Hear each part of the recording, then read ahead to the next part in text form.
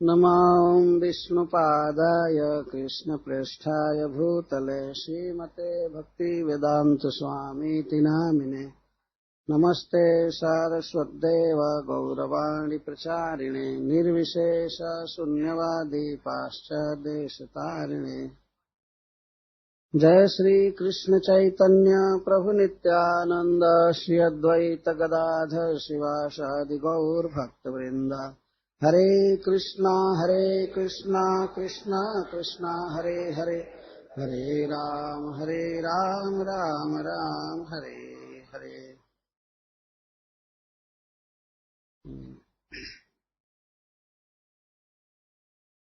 तो सर्वप्रथम इस स्थान के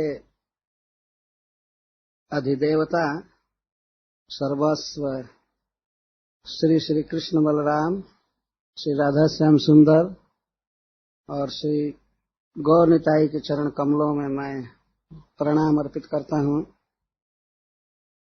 और भक्तों के सर्वस्व श्रील प्रभुपाद के चरण कमल में प्रणाम करता हूं। इसके साथ ही साथ इस अवसर पर मैं श्रील सनातन गोस्वामी प्रभुपाद के चरणारविंद में अपने को समर्पित करता हूं, जिनकी कृपा से, जिनके शब्दों के आधार पर यहाँ पर कुछ कहने का साहस करूंगा भगवान की लीला के विषय में। हमारा अपना कुछ भी नहीं है, वास्तव में आचार्यों की जो लेख हैं उसी के आधार पर कुछ कहता हूं। और ये वृंदावन की लीलाएं हैं और वृंदावन में रहकर हमारे आचार्यों ने इन लीलाओं का अनुभव किया, रात दिन उसी में रहे और फिर उन्होंने टीकाएं भी लिखी है। तो हम लोगों के लिए कोई कठिनाई नहीं है, सब कुछ प्रस्तुत है, उन्होंने तैयार करके रखा है, केवल पीना है, खाना है। पर आज के युग में पीने तक का समय आदमी को नहीं है, बहुत बिजी लाइफ हो गया है। तो श्रीपाद सनातन गोस्वामी के चरण कमलों में मैं प्रणाम करता हूँ। श्रील रूप गोस्वामी पाद, जिनकी कृपा से सब कुछ मिला है, और अन्य भी जो षड गोस्वामी के भीतर है, रघुनाथ दास गोस्वामी, गोपाल भट्ट गोस्वामी, रघुनाथ दास गोस्वामी, श्री रघुनाथ भट्ट गोस्वामी, इन सब के चरण कमलों में मैं प्रणाम करता हूँ। और इसके साथ ही साथ गोस्वामियों के अनुवर्ती सबसे सुंदर, सबसे रसिक आचार्य श्रील विश्वनाथ चक्रवर्ती ठाकुर, वास्तव में जो भक्तों के चक्रवर्ती हैं, उनके चरण कमलों में मैं भीख मांगता हूं कि उनके शब्दों को समझ सकूं और भगवान से प्रेम कर सकूं। इसके साथ ही श्रीमद् भागवतम के मूल टीकाकार श्रीधर स्वामी पाद का अनुगत हूं और आप सब वैष्णवों से आशीर्वाद मांगता हूं कि मैं भगवान की लीलाओं को कुछ कह सकूं, मेरा मन उन लीलाओं में लगे। आप ये आशीर्वाद दें। अंत में अपने इष्ट देव श्री चैतन्य महाप्रभु का विशेष रूप से मैं स्मरण करता हूं, जो अपना प्रेम देने के लिए, कृष्ण प्रेम देने के लिए गोलोक में अपने बिजी समय में से कुछ समय निकाल कर यहाँ आए, हम सब पर कृपा करके, भक्ति करके सिखाने के लिए।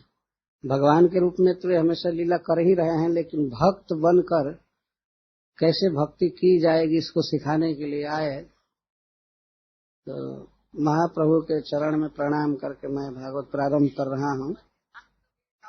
एक बार एक व्यक्ति ने कहा था कि यदि आपसे पूछा जाए कि आप कृष्ण और चैतन्य महाप्रभु में दोनों में से एक ही चुनिए, अगर यदि बाध्य कर दिया जाए तो आप किसको चुनेंगे? तो मैंने कहा मैं चैतन्य महाप्रभु को।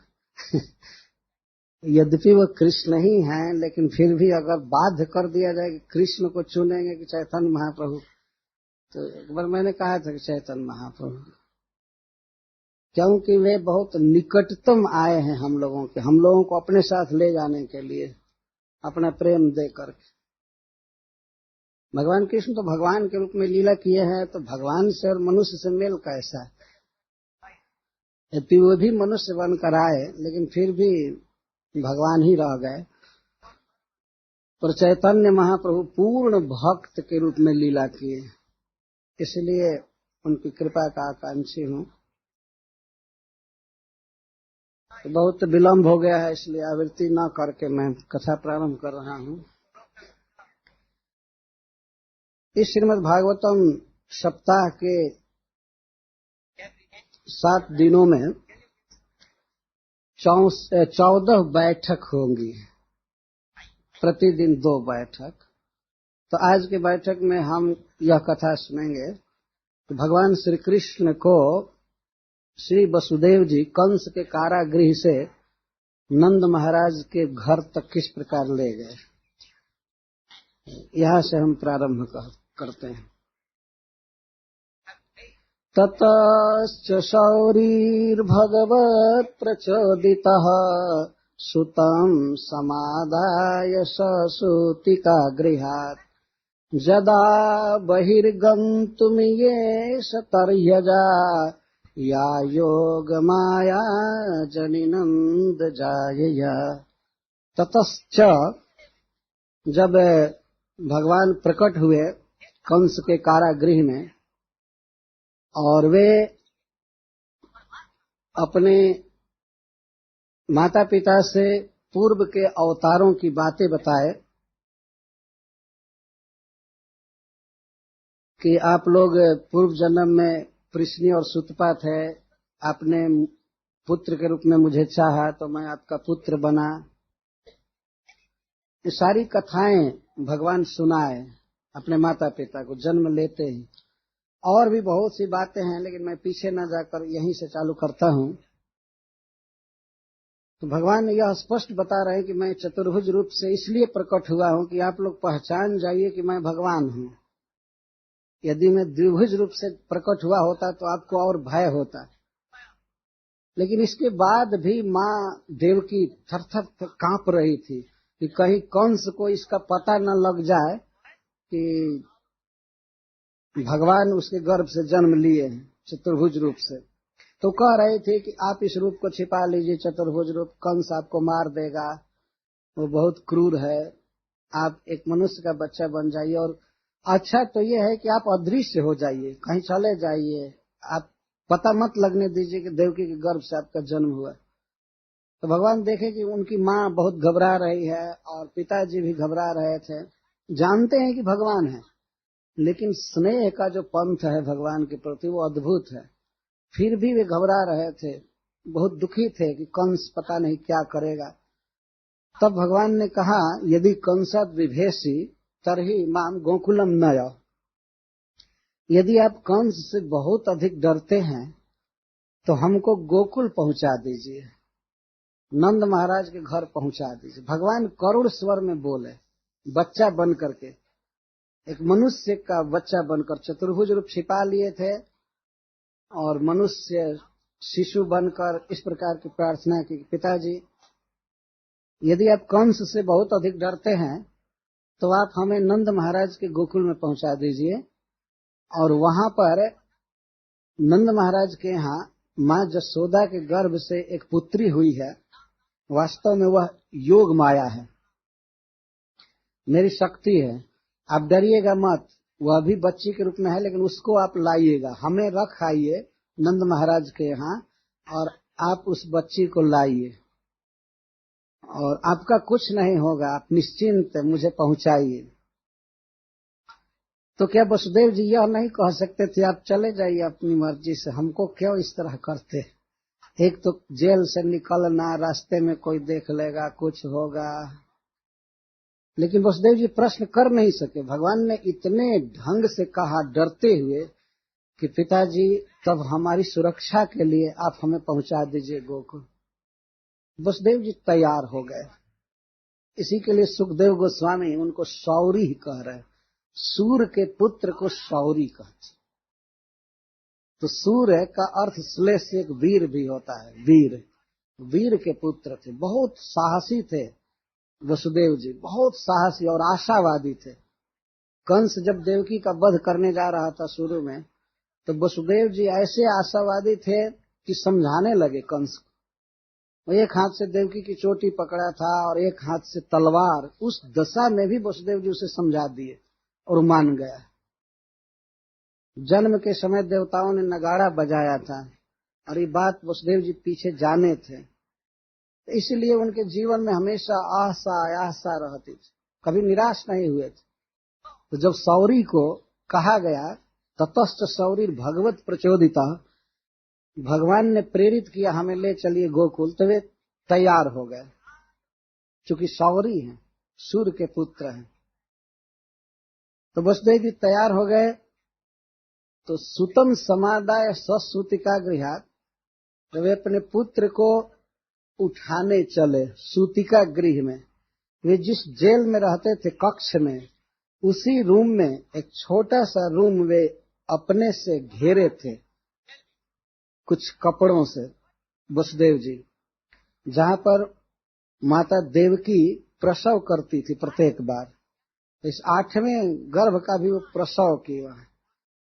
जो मनुष्य लोक में क्रियाएं होती हैं, भगवान ने वो सब संपादित की, वे प्रकट हुए इस तरह से।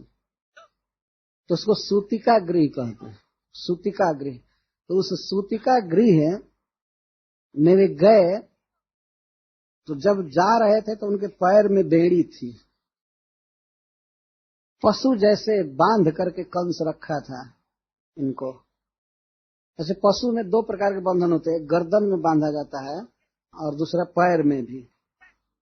तो वसुदेव जी के पैर में बंधन था, और जिस बंधन में वे थे उसका एक छोर वहां एक पिलर में बंधा हुआ था, लोहे की रस्सी थी, लोहे का श्रृंखल, और उसमें इनको बांधा गया था।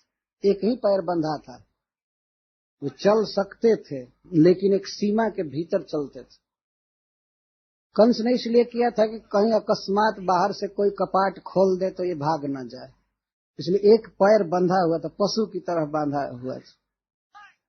तो जब सूतिका गृह की ओर चले अपने पुत्र को उठाने के लिए, तभी वो बंधन खुल गया पैर का। जब ही पग बढ़ाए खुल गया और अपने पुत्र को उठाए अपनी गोद में।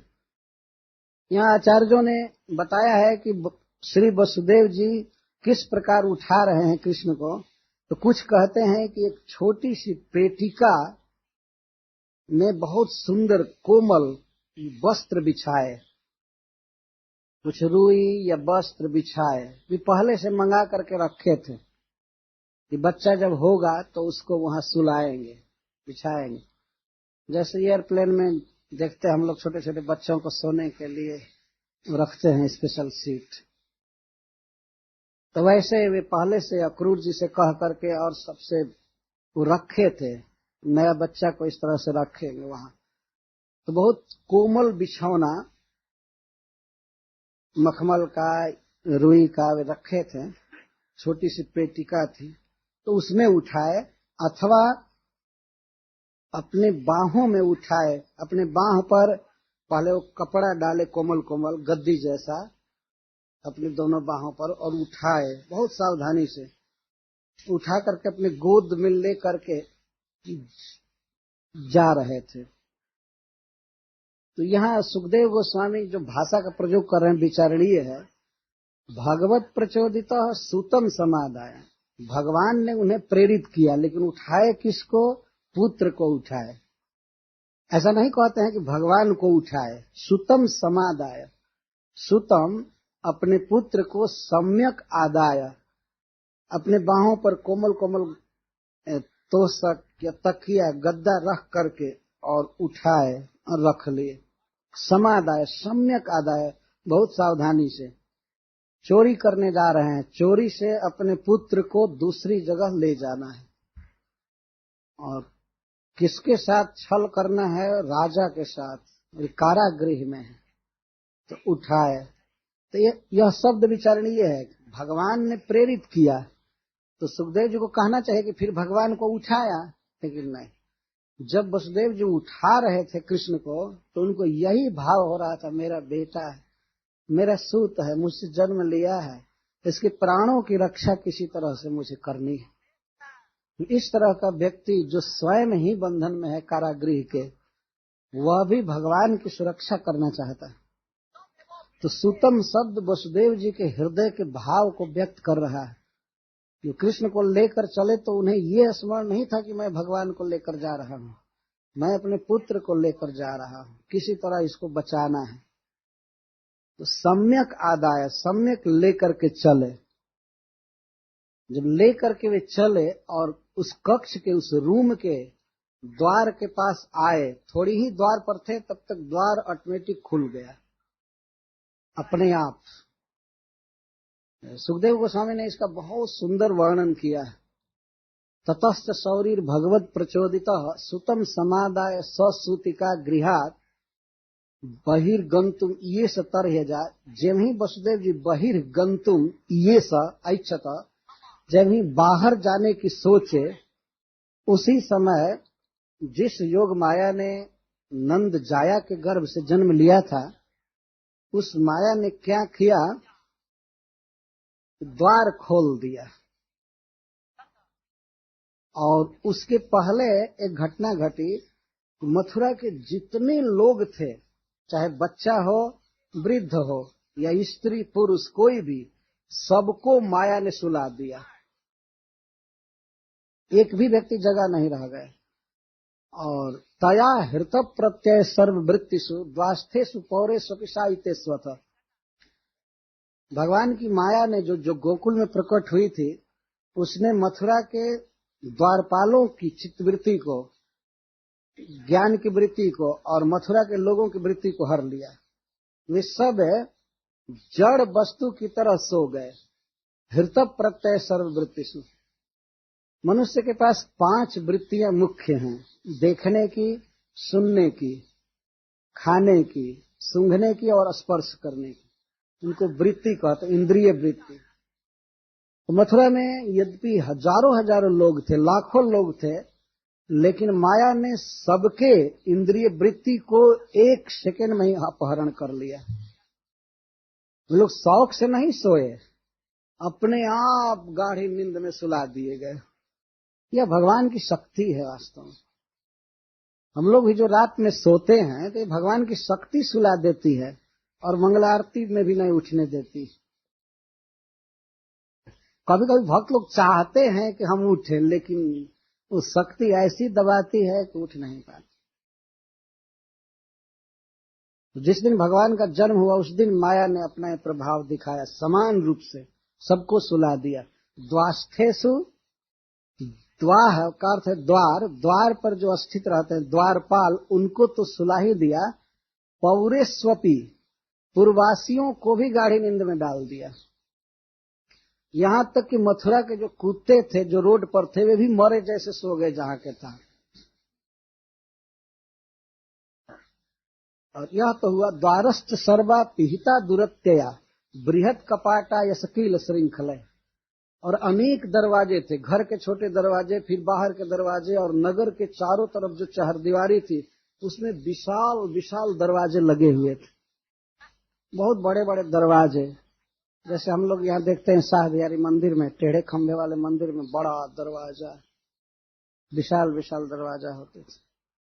और वे जो द्वार थे, वे लोहे के श्रृंखलाओं से जड़े हुए थे और बड़े बड़े ताले लगाए गए थे, बहुत बड़ा बड़ा ताला लगाया गया था, लॉक लगाया गया, सब कुछ। इतना ही नहीं, उसके पास सिंह नियुक्त किए गए थे कि कोई असमय में पार करे तो सिंह खा जाएगा, बाघ खा जाएगा। और कुछ ऐसे यंत्र फिट किए गए थे कि अनजान आदमी यदि दरवाजा खोले तो उस यंत्र से पत्थर उड़ करके और उसको शूटिंग कर देता था, घायल कर देता था। सब सुरक्षा थी। लेकिन जब वसुदेव जी कृष्ण को लेकर के आ रहे थे, ताह कृष्ण वाहे वसुदेव यागते स्वयं व्यवर्यंत यथा तमो रबे। लेकिन कृष्ण वाहक वसुदेव जी के थोड़ा दूर पर आते ही वे दरवाजे वैसे खुल जाते थे जैसे सूरज के उगने पर अंधकार दूर हो जाता। इसका अर्थ दरवाजों के खुलने से कोई आवाज नहीं उत्पन्न हो रही थी, दूर रहते हैं तभी दरवाजे खुलते जा रहे हैं क्रम से। एक समय में एक ही दरवाजा खुलता था, लेकिन वसुदेव जी थोड़ा दूर रहते थे तभी दरवाजा खुल जाता था, और थोड़ा दूर और जाते थे दूसरा खुल रहा था। इस तरह क्रमेण क्रम से सभी दरवाजे खुल रहे थे। जैसे सूरज के उगने पर अंधकार दूर हो जाता है, स्वाभाविक दरवाजे खुल रहे थे, कोई खटखट की आवाज नहीं हो रही थी। नहीं तो दरवाजा धड़ाम से खुलता तो कोई जग सकता था, तो इसलिए माया देवी ने ऐसा किया। दरवाजे बहुत स्वाभाविक खुल रहे थे और एक निश्चित दूरी पर ही खुल जाते थे। ऐसा नहीं कि वसुदेव जी कृष्ण को लेकर दरवाजा के पास आकर के खोलना चाहें, कोई उपाय सोचे, ये बंद है दरवाजा, क्या करें, इतने में कोई जग जाए पकड़ ले। वे आते थे। तो बस सुखदेव गोस्वामी एक बहुत सुंदर शब्द दिए हैं, हम लोगों को उसे प्रेरणा लेनी चाहिए। कृष्णवाह है वसुदेव आगते, वसुदेव को कृष्णवाह कहते हैं। कृष्णवाह का अर्थ कृष्णम वहति इति कृष्णवाह, जो कृष्ण को ढोए अपने हृदय में, अपने बाह में, वो है कृष्णवाह। एक भक्त ने, जिनका नाम हरिशोरी था, वो नासिक के निवासी थे और श्रीपाद वल्लभाचार्य के पुष्टि मार्ग में दीक्षित थे। तो उन्होंने भक्ति रसायन में ग्रंथ लिखा है। तो वे कहते हैं इस घटना पर कि वसुदेव जी के गोद में कृष्ण हैं, तो वसुदेव जी के लिए क्या बाधा हो सकती है। ये जीर्ण लोहे का द्वार खुल गया तो क्या खुल गया, ये कोई बहुत बड़ी बात नहीं है। यदि कृष्ण को हृदय में रखा जाए तो अनादि काल से जकड़ा हुआ कर्म बंधन, प्रारब्ध का बंधन च्युत हो जाता है, खुल जाता है। ये छोटा सा दरवाजा का बंधन खुला तो क्या खुला, और पैर की बेड़ी खुली तो क्या खुली। तो कृष्णवाह होना चाहिए सबको। हम लोग भी जहां चल रहे हैं, घूम रहे हैं, हम किसी न किसी को अपने चित्त में ढो रहे हैं, चाहे हम परिवार के किसी बच्चे को ढोवे या पत्नी को ढोवे या दुनिया में और किसी को, मतलब हम जिसका चिंतन कर रहे हैं उसको हम ढो रहे हैं, उसके हम वाहक हैं। मन में जो बात बसी है, इसका मतलब मन में हम ढो रहे हैं, और बहुत ही सुंदर जगह पर ढो रहे हैं, हृदय में ढो रहे हैं, जहां भगवान रहते हैं। सर्वस्व चाहम हृदय सन्निविष्टा, जिस हृदय में भगवान रहते हैं वहां पर हम संसार को बसा करके और ढोते रहते हैं, सपना देखते हैं, सब जगह चलते हैं। इसलिए अपने हृदय में वसुदेव जी की तरह कृष्ण को धारण करना चाहिए। यदि किसी को ऐसा सौभाग्य मिले जीवन में कि डायरेक्ट कृष्ण को गोद में रखने का अवसर हो, तो कहना ही नहीं, उस सौभाग्य की कोई सीमा नहीं है।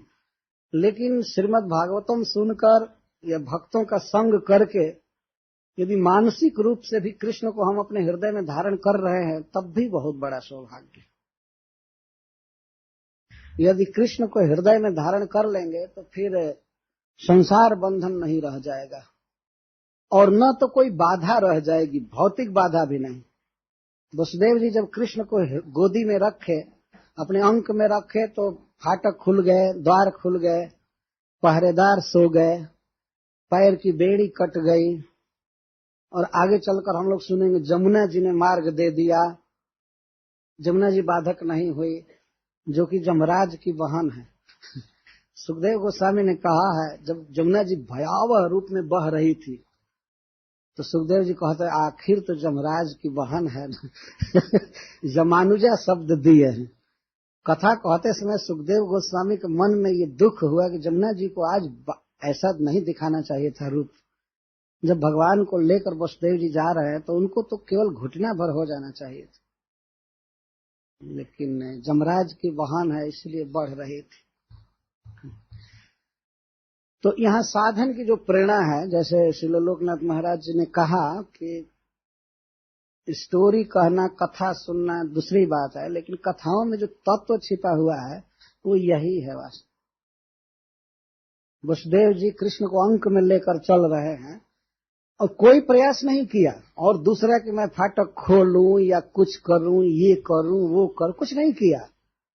वे भगवत आज्ञा का पालन किए, अपने पुत्र को गोद में लेकर चल दिए। और ऐसे भय बना हुआ था उनके मन में, कोई देख ना ले कोई, तो गोद में कृष्ण को लेकर जा रहे थे, देखते हुए इधर उधर जाते थे, पैर को धीरे धीरे रख रहे थे कि आवाज न हो।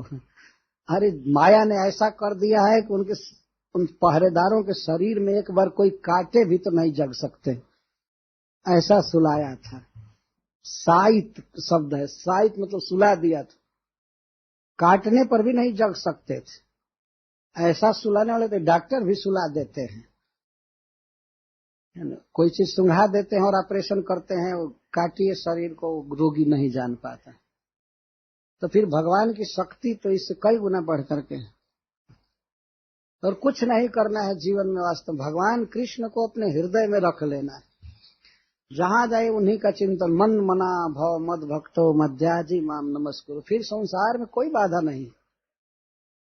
तो यहाँ एक प्रकार की उपमा दी गई है कि ये जो पहरेदार हैं, उन्हें काम, क्रोध, लोभ आदि को प्रस्तुत कर रहे। वास्तव में कथा में प्रतीक बैठाना ठीक नहीं होता है। यह कथा बिल्कुल सत्य है, घटना हुई है, लेकिन फिर भी हम लोगों के लिए क्या उपयोगी है। हमारे साथ भी शत्रु हैं, हम भी कारागृह में हैं। तावत कारागृहम गृहम, ब्रह्मा जी ने कहा है कि हम भी कारागृह में हैं, लेकिन यह गृह तभी तक कारागार है जब जावत कृष्ण न ते जना, जब तक हे कृष्ण जीव आपका नहीं हो जाता। तो हम लोग कारागृह में हैं, हम लोग बंधन में हैं। और पैर में, हाथ में जो बेड़ी है, हथकड़ी हो, किस तरह की है? अहम ममता, मैं यह हूँ, मेरा यह है, ये हमें बंधन में डाले हुए है।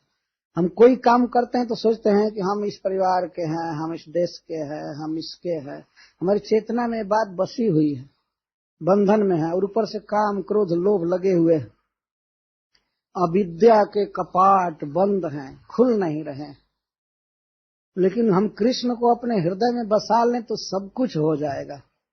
काम, क्रोध, लोभ आदि पहरेदार सो जाएंगे और अहंता, ममता, ये मोह की बेड़ियां खुल जाएंगी और अविद्या का पटल जो हृदय में जमा हुआ है वो खुल जाए, खत्म हो जाएगा। सर्वत्र बाधा नहीं रह जाएगी, हमारी जीवन यात्रा सुखद होगी। और वास्तव में यह जो प्रसंग है भक्तों को बहुत प्रेरणा देता है। वसुदेव जी का कृष्ण को गोद में लेकर के चलना और बिना किसी विघ्न बाधा के परम आनंद के साथ वे चल रहे हैं, इसलिए कृष्ण शब्द का प्रयोग किया गया। कृष्ण वाह, कृष्ण का अर्थ होता है परमानंद घन पर ब्रह्म। कृषिर्भूवाचक शब्द रचर निर्वृत्तिवाचक तयोरैक्यम पर ब्रह्म कृष्ण इत्यभिधीयते। उपनिषद में कहा गया है कि कृषि का अर्थ होता है भू, आधार, आश्रय, और र का अर्थ होता है आनंद। तयोरैक्यम, दोनों को मिलाकर पर ब्रह्म होता है। पर ब्रह्म को कृष्ण कहते हैं। कृष्ण नाम कृष्ण का इसीलिए है कि वे पर ब्रह्म है, आनंद के आधार हैं, सुख के आधार हैं। तो वसुदेव जी जब कृष्ण को गोद में लेकर चल रहे हैं तो उन्हें कोई परिश्रम नहीं हो रहा है, क्योंकि आनंद को ही मूर्तिमान गोद में उठाए हुए हैं।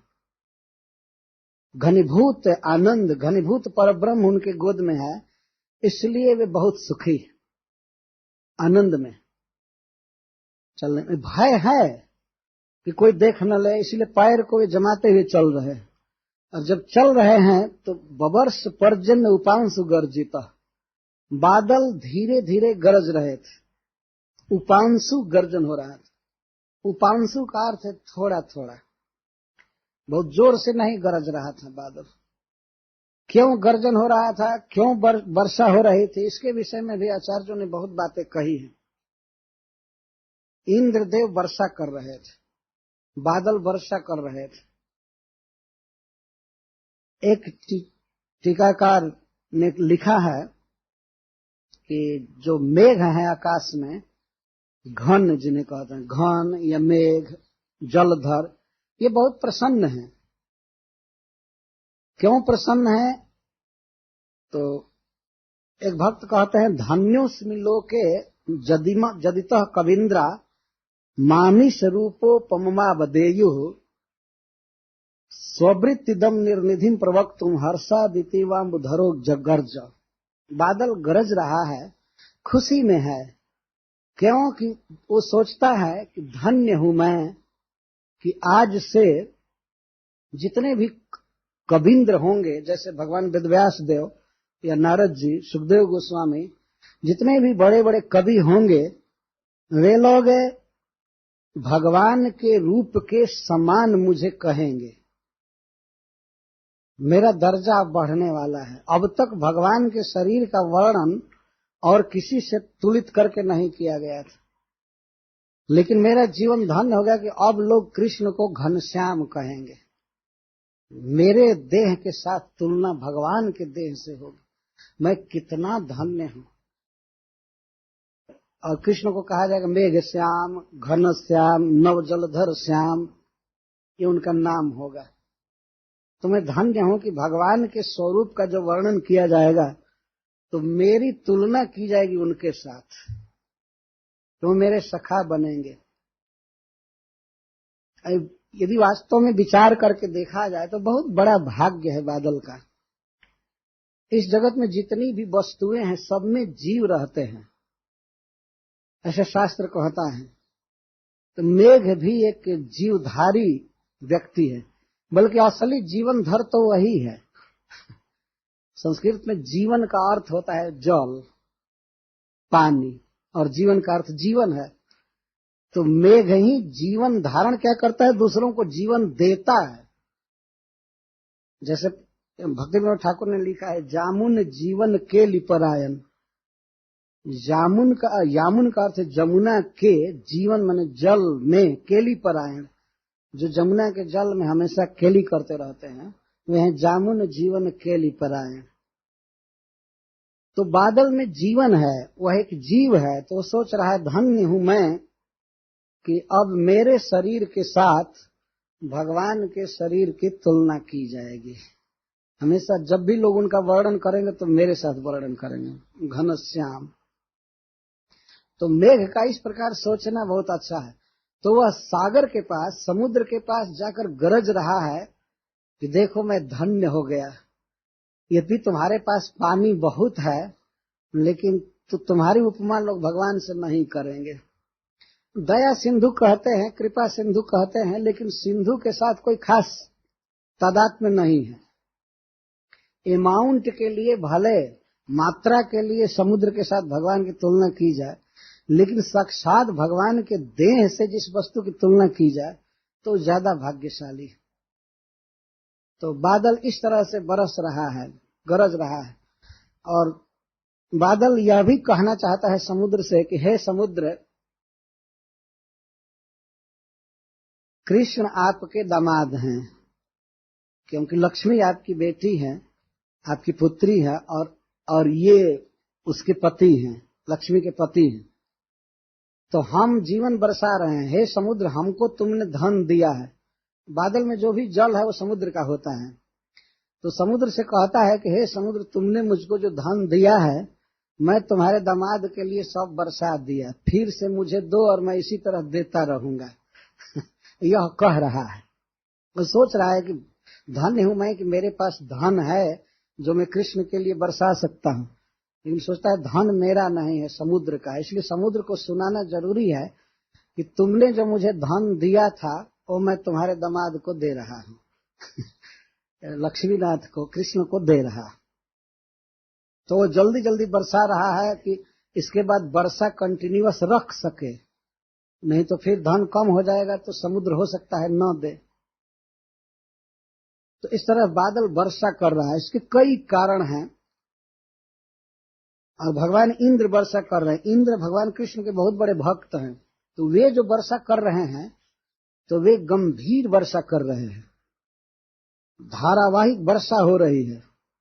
उसमें कारण ये था, वे चाहते थे कि इतनी वर्षा हो कि वर्षा के बूंदों की दीवार बन जाए और कोई भी प्राणी वसुदेव जी को न देख पावे मथुरा में। इंद्र इसलिए वर्षा कर रहे थे। जब घनी वर्षा होने लगती है तो उसके दूर कुछ दिखता नहीं है, तो इस तरह वर्षा कर रहे थे। और वे सोचे कि मथुरा की नालियों में जब जल बहेगा आवाज करते हुए और जल की धाराएं ऊपर से गिरेंगी छत से इधर उधर, तो वसुदेव जी के चलने की आवाज कोई नहीं सुन पाएगा। इतनी दूसरी आवाज होगी कि दूसरा कोई वसुदेव जी के पैर की आहट नहीं सुन पाएगा। और वर्षा होने पर लोग किवाड़ बंद करके प्राय सोते हैं, वर्षा में बहुत नींद आती है। तो भगवान इंद्र ये सोच रहे थे कि सब लोगों को गाढ़ी नींद में सुला दूं। यदि माया ने ऑलरेडी सुला दिया था, लेकिन फिर भी इंद्रदेव को भय था कि कहीं कोई जग न जाए, देख न ले, क्योंकि इनके शत्रुओं का वध करने के लिए भगवान अवतार लिए हैं। इंद्रारी व्याकुलम लोकम मृडयंती जुगे जुगे। भगवान अवतार लेते हैं तो इंद्र के लिए अवतार लेते हैं। तो भगवान इंद्र सोच रहे हैं कि हमारा हित करने के लिए, देवताओं की रक्षा के लिए जो अवतार लिए हैं, और उनके पिताजी पर कोई संकट आ जाए तो मैं तो नीचे माना जाऊंगा, अधम माना जाऊंगा। तो ये वर्षा कर रहे थे, और वर्षा होने से हुआ क्या, लोग अपने अपने घर के किवाड़ों को बंद करके सो रहे थे।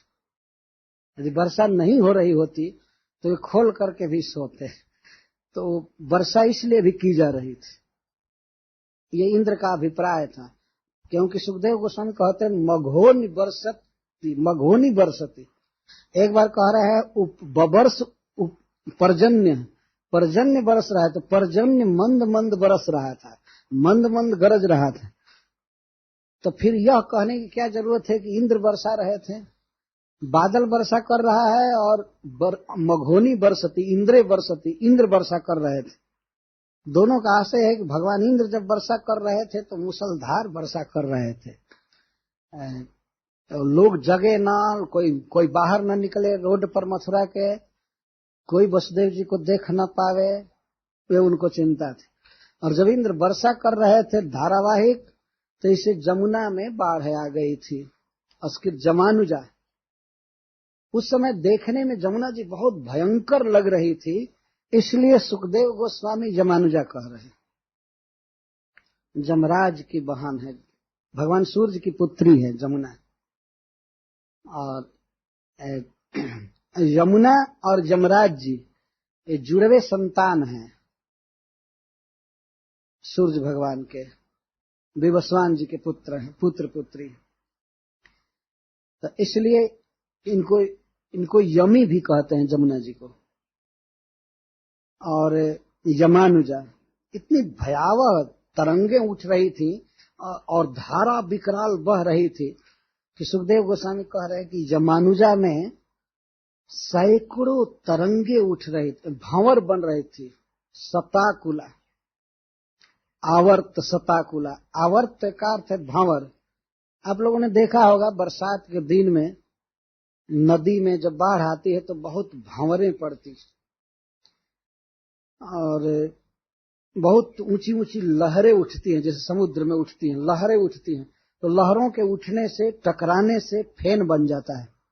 गंभीर तो यौघ जवर में फेनिला, गंभीर बहुत गहरा पानी था, नापा जाए तो कई मीटर पानी बह रहा था और लहरें चल रही थी, टकरा रही थी, इसलिए फेनिला। जमुना जी फेनिल हो गई, फेनवती, सब जगह गाज गाज दिखाई देता था। और इस तरह से धारा बह रही थी, आवर्त बन रहे थे। तो तट पर जब वसुदेव जी जा रहे थे तो वास्तव में वे अकस्मात जल में प्रवेश नहीं किए, वे प्रवेश तो मथुरा के गली में ही कर चुके थे। बाढ़ आई थी उस दिन, तो जमुना जी का पानी मथुरा नगर के गली में पहुंच गया था। तो ऐसा नहीं कि तट पर जा करके एकाएक पानी में प्रवेश किए हों, पहले ही वे बाढ़ के जल में प्रवेश कर चुके थे।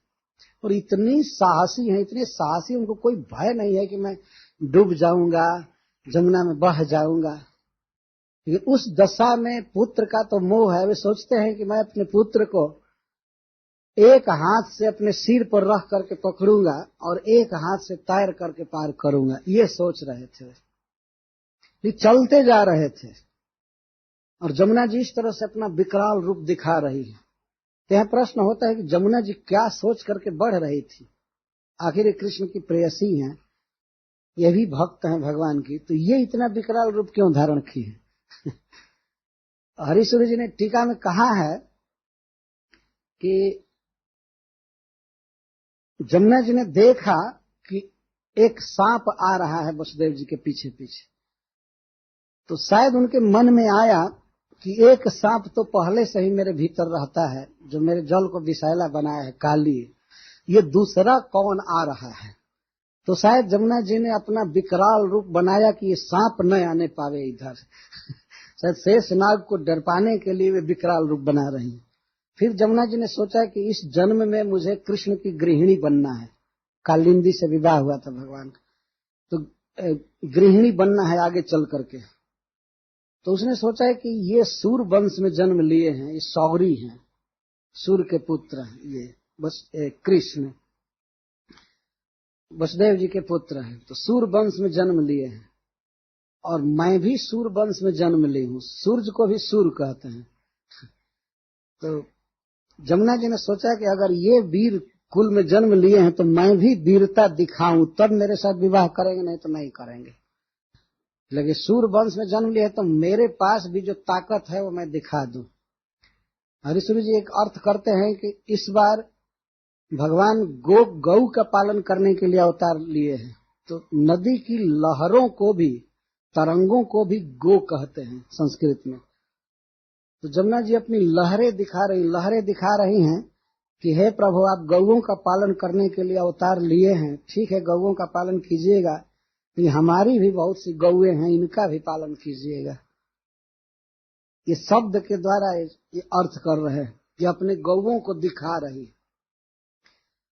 और जमुना जी ने क्यों लहर बढ़ाया, क्यों पानी का विस्तार किया, इस पर एक उत्प्रेक्षा करते हैं कि जमुना जी सोचती हैं कि ऐसे मैं भगवान के प्रति चाहे कुछ भी प्रेम करूं, लेकिन लोग मुझे यही समझेंगे कि जमराज की बहन है, तो ये जमराज जैसा लोक का विनाश करने वाली होगी। जमराज जी किसी को जन्म नहीं देते हैं, मारने का काम उनका है। तो जमुना जी ने सोचा कि कहीं हमको भगवान ऐसा न समझ लें कि यह अभी केवल मारने वाली है, इसीलिए जमुना जी भुवन प्रसार कर रही थी। संस्कृत में भुवन का अर्थ है जल और भुवन का अर्थ है विश्व। तो जमुना जी भुवन को बढ़ा रही थी कि मैं मारने वाली नहीं हूं, मैं पोसने वाली हूं, मैं भुवन का विस्तार कर रही हूं। जल विस्तार के द्वारा अपने भीतर के भावों को व्यक्त कर रही थी कि हे प्रभु, मैं अपने भाई जैसा किसी को मारने वाली नहीं हूं, आप हमको कठोर मत समझिएगा, देखिए मैं भुवन विस्तार कर रही हूं, मैं विश्व को बढ़ाऊंगी, पाल रही हूं। भुवन माने जल और भुवन मतलब जीव या जगत, इस तरह से वो दिखा रही थी। ये शब्दों का चमत्कार है भागवत में। और वास्तव में जमुना जी क्यों बढ़ रही हैं, क्यों घट गई, क्यों वर्षा हो रही है, और शेषोन्वगात वारी निवारयन फणई, और भगवान शेष फणई वारी निवारयन अन्वगात, भगवान शेष अपने फणों से पानी का निवारण करते हुए, वर्षा को रोकते हुए जा रहे थे। कुछ लोगों का कहना है कि वे वसुदेव जी के बगल से जा रहे थे, लेकिन सुखदेव गोस्वामी कहते हैं अन्वगात, वे वसुदेव जी के पीछे चल रहे थे। फण बहुत बड़े बड़े हैं भगवान शेष नाग के, ये फणों को फैलाकर अपने इष्ट देव भगवान कृष्ण पर जल गिरने नहीं दे रहे, वर्षा की बूंदों को गिरने नहीं दे रहे थे। यदि मेघ चाहते थे कि हमारा रस, हमारा जीवन कृष्ण पर अर्पित हो जाए, उनके देह पर पड़े, कुछ पड़े भी, ऐसा न हो कि बादल को भगवान ने निराश किया, वे हल्की सी बूंदे डाले कृष्ण पर, मानो वे अभिषेक कर रहे थे कि लाला का जन्म के समय अभिषेक नहीं हुआ कारागृह में, तो हम किस दिन काम आएंगे, हम अभिषेक कर रहे हैं, वे इसलिए वर्षा कर रहे थे। और भगवान शेषनाग ने कुछ देर के लिए उनके हृदय को देखा तो वे कृष्ण पर जल बरसने दिए थे, लेकिन इसके बाद उन्होंने सोचा कि ज्यादा भीगना ठीक नहीं है, तो वे अपने फणों को फैलाकर चल रहे थे। शेषः अन्वगात, वसुदेव से पश्चात अगाध वसुदेव जी के पीछे पीछे चल रहे थे। एक भक्त ने मुझसे पूछा था कि क्या वसुदेव जी को भय नहीं लग रहा था शेषनाग को देखकर? नहीं, वे जानते हैं कि शेषनाग की सज्जा पर भगवान शयन करते हैं, उनको कोई भय नहीं लग रहा था। और वसुदेव जी की भी वर्षा से रक्षा हो रही थी और उनके पुत्र की भी रक्षा हो रही थी। तो वारी निवारयन इस पर हरिश्री जी कहते हैं, वा का अलग विश्लेष करके अरि निवारयन अर्थ कर रहे हैं। इस शेषनाग ने सोचा कि इस बार कृष्ण के बहुत से शत्रु होंगे और यह भी एक शत्रु लगा बरसने ऊपर से, तो वा अरि निवारयन या वारी निवारयन। भगवान शेषनाग ने सोचा कि यद्यपि ये दीन बंधु श्री कृष्ण इस बार कृपा करके हमको बड़े भाई के रूप में स्वीकार कर रहे हैं, लेकिन इसका मतलब ये नहीं है कि मुझे सेवा छोड़ देनी चाहिए। ये तो हमारे स्वामी हैं, मैं तो इनका सेवक हूँ, अतः सेवा मेरा धर्म है। तो उन्होंने देखा कि अरिकृत पराभव होने जा रहा है कृष्ण को, तो वे अपने फणों को फैला दिए और सेवा करने चालू कर दिए। भगवान शेषनाग के मन में बहुत भारी लालसा है सेवा करने की, तो वसुदेव जी के पीछे क्यों चल रहे हैं? तो भक्त श्री हरिश्वरी जी कहते हैं कि भगवान शेषनाग ने सोचा कि भगवान जिसकी गोद में हैं, जिसके हृदय में हैं, उसका दास बनकर मुझे चलना चाहिए पीछे पीछे। इसलिए वसुदेव जी के पीछे चल रहे थे। वे चाहते थे वो आगे से भी फण फैला सकते थे और चल सकते थे या बगल से चल सकते थे, लेकिन शेषनाग कि भगवान मेरे स्वामी हैं तो भगवान का बाप मेरा स्वामी क्यों नहीं होगा? उन्होंने ये सोचा है। तो भगवान मुझ पर सोते हैं, मैं इनका सेवक हूं, लेकिन भगवान जिसकी गोद में है ऐसे भक्त का सेवक बनना ही ठीक है, इनके पीछे पीछे चलना ही ठीक है, अनुग बनना चाहिए। इसलिए भगवान शेषनाग वसुदेव जी के पीछे पीछे चल रहे हैं। और वर्षा की जो बूंदे होती हैं अथवा जल की जो बूंद होती है उसको अमृत कहा गया है संस्कृत में। अमृत कहा जाए शब्द तो कभी कभी उसका बोध होता है। तो भगवान शेषनाग सोचते हैं कि भगवान कृष्ण तो स्वयं ही अमृत स्वरूप है, ये क्यों ये थर्ड क्लास का अमृत बरस रहा है इनके देह पर? यही तो दिव्य अमृत है जिसको भक्त लोग चाहते हैं, तो इस दिव्य अमृत के ऊपर ये अमृत क्यों टपक रहा है, इसकी क्या जरूरत है? इसलिए शायद ये सोच करके वर्षा की बूंदों का निवारण कर रहे हैं। ये ठीक नहीं है। और वर्षा की बूंद को विष भी कहा गया है संस्कृत में। स्थान भेद से इस शब्द का प्रयोग किया था, विष। तो भगवान शेषनाग ने सोचा कि विष धारण करना मेरा काम है, कृष्ण पर विष नहीं बरसना चाहिए, तो वे शायद विष को धारण कर रहे हैं इस तरह से। फिर हरिश्वरी जी कहते हैं जिसका जो स्वभाव है वो छूट नहीं सकता, जिसका जो स्वभाव है छूट नहीं सकता। शेषनाग जी कुछ भी सेवक बने हैं, भगवान कृष्ण की सेवा कर रहे हैं, लेकिन जाति का जो स्वभाव है विष धारण करना, तो ये विष धारण करने ही लगे। पहले सोचे थे कि मैं पानी निवारण करूंगा, लेकिन विष धारण करने लगे। अगर विष अर्थ जल का किया जाए तो इस पर यह अर्थ निकलता है। बहुत ही सुंदर सुंदर उत्प्रेक्षाएं हैं भक्तों के आस्वादन कीजिए, क्यों वर्षा की बूंदों को ग्रहण कर रहे हैं। तो इस तरह से शेषनाग जी पीछे पीछे चल रहे हैं। तो जमुना में भयानक लहरें पड़ रही थी और वसुदेव जी चले गए। तो अकस्मात वसुदेव जी जब धारा में प्रवेश कर रहे हैं तो जमुना जी के दोनों तरफ जहां वसुदेव जी थे उस पथ को छोड़ करके जमुना जी के जल दोनों तरफ खड़े हो गए दीवाल की तरफ, और बीच का जो रास्ता था उसमें कहीं कहीं पानी घुटना भर हो गया, कहीं कमर भर और कहीं कहीं उदर तक, छाती तक, इससे ज्यादा पानी कहीं नहीं हुआ। और बीच रास्ते से वे चले जा रहे हैं और दोनों तरफ पर्वत की तरफ पानी खड़ा हो गया। एक आश्चर्य की बात है, जल अपना तल ढूंढ लेता है, लेकिन भगवान के सामने प्रकृति का कोई भी नियम बदल सकता है। और जमुना जी के हाथ में है, अधिकार है, वो चाहे जहां जल को खड़ा कर दे और जहां खाली कर। तो जमुना जी ने मार्ग दे दिया भगवान कृष्ण को, जैसे समुद्र ने सीतापति राम को मार्ग दे दिया था। सुखदेव गोस्वामी वो घटना याद कर रहे हैं यह कथा कहते समय। जिस समय भगवान राम को लंका जाना था तो समुद्र ने मार्ग दिया था। मार्ग दिया था इसका मतलब वो तैयार हो गया मार्ग देने के लिए, तो मैं सुख जाऊंगा, आप चले जाइए। लेकिन उसने प्रार्थना की कि प्रभु यदि आप हम पर पुल बांधेंगे, सेतु का निर्माण करेंगे, तो आपकी कीर्ति संसार में फैलेगी। जो भी राजा दिग्विजय करता हुआ साउथ इंडिया आएगा और देखेगा इस सेतु का निर्माण, तो आपकी महिमा को समझ पाएगा कि राम मनुष्य नहीं है, साक्षात परम ईश्वर है। इस बात को समझेंगे तो आपकी कीर्ति स्थापित होगी, इसलिए आप सेतु बांध कर जाइए। तो उस तरह से भी मार्ग दिया समुद्र ने, क्योंकि जब सेतु बांधा जा रहा था तो समुद्र अपनी लहरों से पत्थरों को बिखरित नहीं कर रहा था, बिखेर नहीं रहा था। तो यह भी एक मार्ग देना हुआ, और ऐसे वो सूखना चाहता था, लेकिन भगवान किया।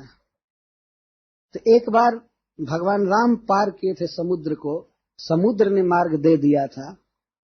तो जमुना जी ने सोचा कि समुद्र इतना महान है, वो मार्ग दे दिया तो हमको भी मार्ग दे देना चाहिए। तो इसने भी मार्ग दे दिया। जब दोनों ओर जल खड़ा था तो ऐसा लग रहा था जैसे जमुना ने अपने हृदय को खोल करके कृष्ण को दिखा दिया हो कि मेरे हृदय की ये दशा है। तो भक्त टीकाकार कहते हैं कि कालिये की पीड़ा से जमुना जी व्याकुल थी, तो वे अपने हृदय को खोल करके दिखा रही हैं कि हे प्रभु, मैं कालिये से बहुत पीड़ित हूँ, आप मेरे हृदय की पीड़ा को देख लीजिए।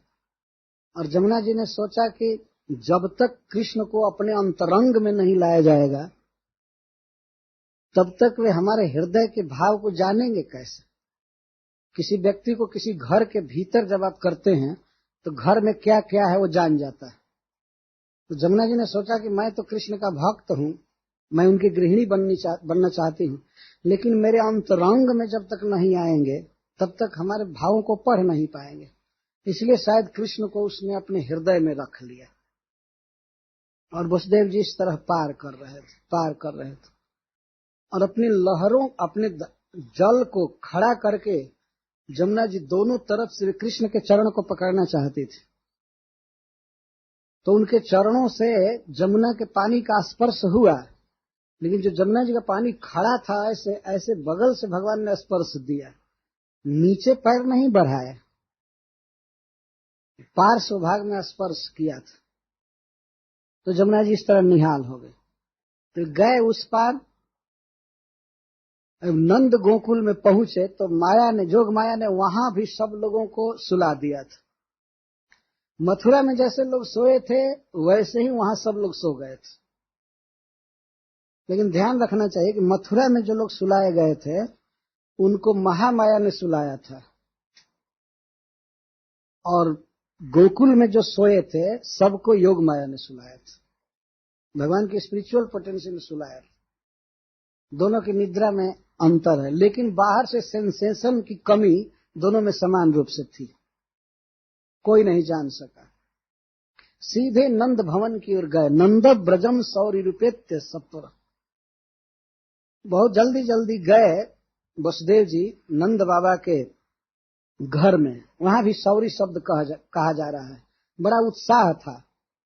और गए यशोदा शयने, सुतम यशोदा शयने निधाया, जहां देखे यशोदा सोई हुई है और एक बच्ची जन्म ली थी। तो वसुदेव जी जाकर यशोदा जी के पलंग पर बच्चे को सुला दिए। सुतम यशोदा शयने निधाया।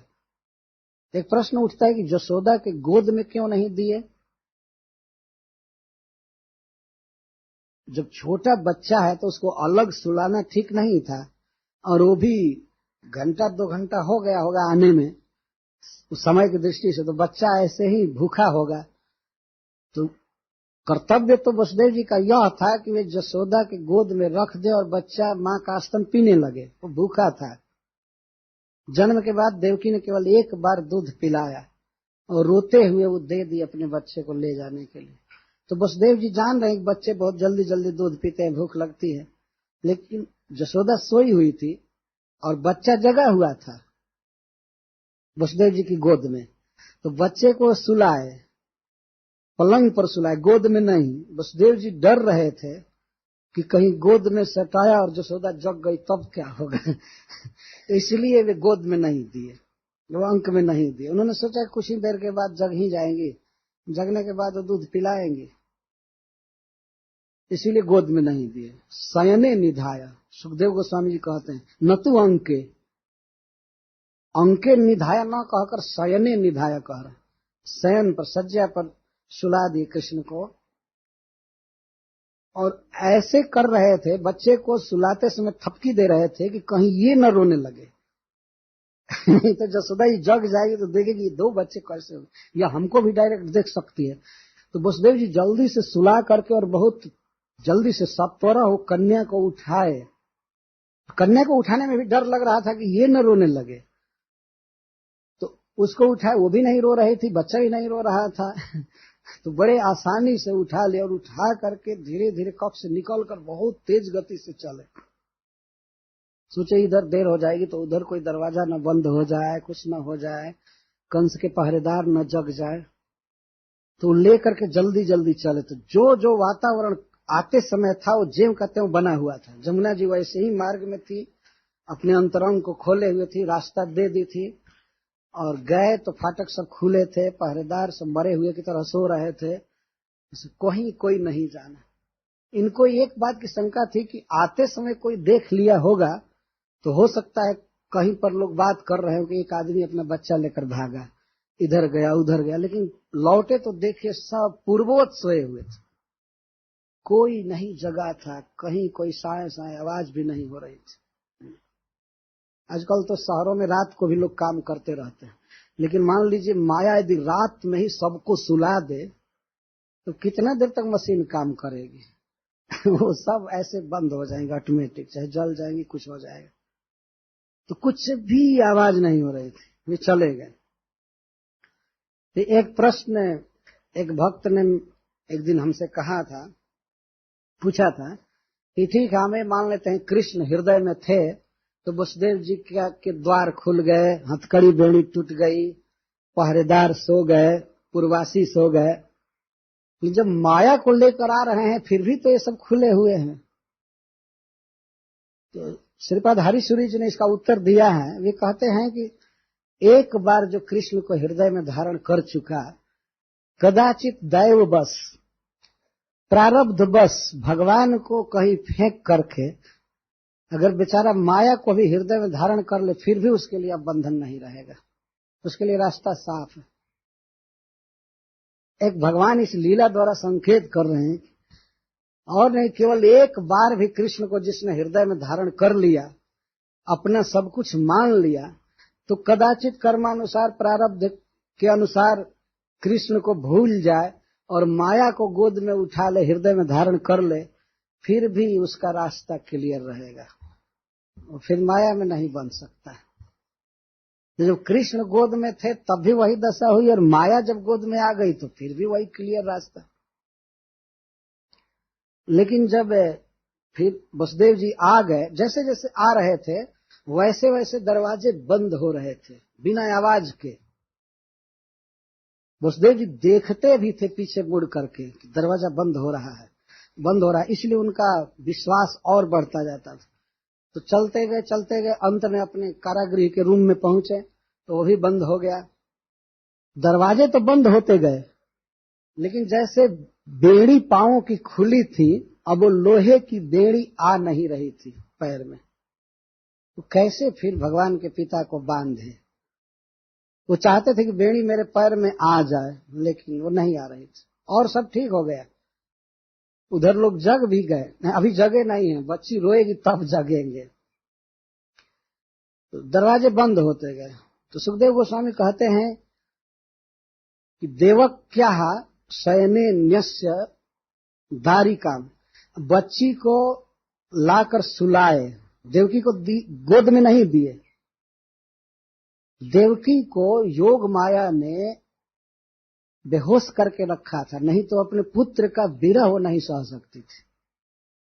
अपने नवजात बच्चे के प्रति इतनी ममता थी देवकी की, तो उसको सुला करके रखा था जोग माया जी ने, नहीं तो बेचारी हाय हाय करती, हमारे पति लेकर के हमारे बच्चे को गए, क्या दशा होगी हे भगवान, उसे बहुत कष्ट होता, इसलिए जोग माया ने उसे बेहोश रखा था, तो शोक में न होने पाए।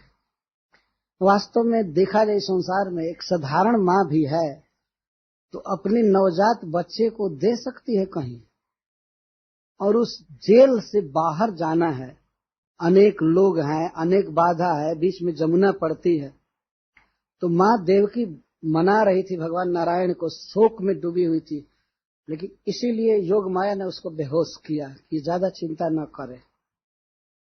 योग माया की शक्ति थी, इसीलिए वसुदेव जी लाए तो देखे कि देवकी बिल्कुल सोई हुई है, वो प्रतीक्षा में नहीं है, तो उसके शयन स्थान पर, बेड पर, कारपेट पर रख दिए बच्ची को, और देखे कि लोहा तो खुला हुआ है, पैर में आ नहीं रही है बेड़ी, तो प्रति मुच्च पदोर लोह, वे स्वयं ही बेड़ी को लेकर धारण किए, स्वयं धारण किए, नहीं तो पता लगेगा, कंस का कोई सेवक देखेगा कहेगा कि बेड़ी कैसे खुल गई, तो शायद बेड़ी के खुलने के कारण और भी घटना न पता लगा ले, इसलिए कोई भी नई चीज नहीं होनी चाहिए। वसुदेव जी स्वयं ही उठा करके बेड़ी पहनने लगे, पहन लिए खूब आस्ते पूर्व वदावर्त, और ध्यान से देख लिए दरवाजा पूर्व की तरफ बंद हो गया ना, बेड़ी जो थी पूर्व की तरफ लग गई, सारे सामान जो थे जेल में जेम के त्यों है ना, कोई नई बात तो नहीं हुई है। और जब इस तरह वसुदेव जी आश्वस्त हो गए, तब योग माया ने रोना चालू किया, मतलब जैसे अभी अभी जन्म हुआ हो, वो तो रो करके अब सूचना देना है पहरेदारों को, और पहरेदार सूचना देंगे कंस को कि 8वां बच्चा जन्म ले चुका, तो 8वां बच्चा जन्म लिया लेकिन वो तो चला गया गोकुल। ये भगवान की माया। वसुदेव जी के पैर में बेड़ी आ गई, मतलब वसुदेव जी ने बांध लिया और सारे फाटक फिर बंद हो गए, तो इस पर हरिश्वर जी कहते हैं भगवान को कहीं छोड़कर माया को उठा करके जो लाएगा तो बंधेगा नहीं तो क्या होगा, फिर जैसे थे वैसे ही होगा। तो भगवान को तो फेंक आए अगर एक बाहरी अर्थ किया जाए तो भगवान को गो त्याग करके माया को लेकर के आए तो क्यों नहीं बंधेंगे। यह एक मजाक किया जा रहा है। वसुदेव जी कभी भी बंधन में नहीं है, वो तो नित्य विशुद्ध सत्व को ही वसुदेव कहते हैं, नित्य मुक्त हैं, पार्षद हैं। तो बच्ची रोने लगी, जैसे अभी अभी जन्म लिया, तब पहरेदार जगे जल्दी जल्दी, और जगे और दौड़े कंस के पास। वो सोच रहे थे कि हम बहुत जल्दी में हैं। तूर्णम शब्द का प्रयोग सुखदेव गोस्वामी ने किया है, तूर्णम उपब्रज, कंस के पास दौड़े, स्वामी स्वामी। क्या हुआ क्या, वो भी तो केवल लेटा था, प्रतीक्षा कर रहा था, सोया नहीं था। क्या हुआ क्या हुआ, इन्होंने कहा 8वां बच्चा जन्म ले चुका, 8वां बच्चा जन्म ले चुका। तो वह भी हाथ में तलवार लेकर तूर्णम धाव, तूर्ण, वो भी तुरंत चला, बहुत जल्दी में था, सोचा मेरा काल आ गया तो चला।